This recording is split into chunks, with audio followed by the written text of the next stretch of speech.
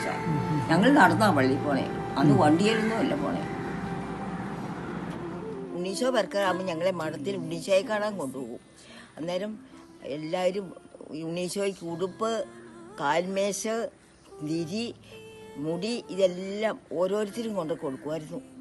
പ്രാർത്ഥിച്ച് എഴുതി തരും.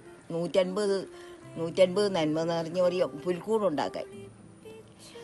അന്നൊക്കെ ഇതൊക്കെ പറയുന്നത് നല്ല അച്ചടക്കത്തോടുകൂടി എല്ലാം ചെയ്യുവാൻ അറിയാമായിരുന്നു. ഇപ്പോൾ ഒന്നും അറിയത്തില്ല.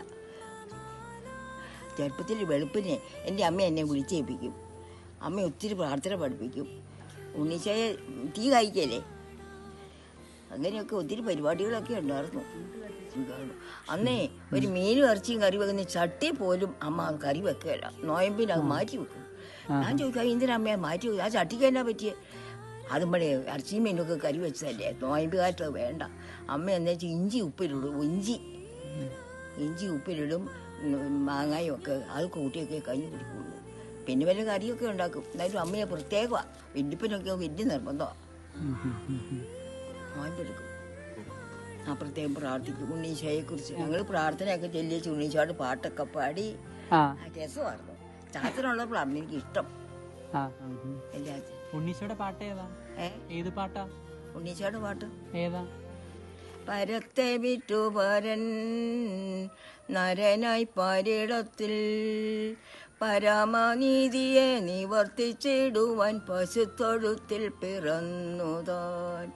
പരമനീതിയെ നിവർത്തിച്ചിടുവാൻ പശുത്തൊഴുത്തിൽ പിറന്നുതാൻ.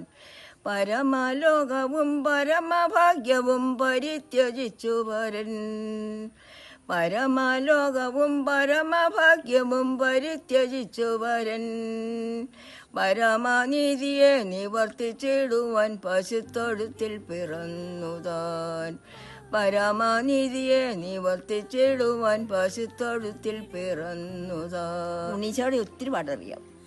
അതെ, സ്കൂളിൽ പഠിപ്പിച്ചതുകൊണ്ടേ വടക്കേ മഠമുണ്ട്, കർമ്മരീത്ത മഠം. അവിടെ ഞങ്ങളെ വൈകിട്ട് അവിടെ കൊണ്ടുപോയി പാട്ട് പാടിക്കും, സംഗീതത്തിന് കൊണ്ടുപോകും. എന്നെ വലിയ ഇഷ്ടമായിരുന്നു എല്ലാ കാര്യത്തിനും. ഞാൻ എന്തെങ്കിലും ആ പടിയിലെ കപ്പിയാരെ പറഞ്ഞു വിടും. വീട്ടിൽ ആ കൊച്ചിനോട് ഇന്നെങ്കിൽ വരാൻ പറ, നാളെ വരാൻ പറ. ഈശോ മിശിഹായ്ക്ക് സ്തുതിയായിരിക്കട്ടെ.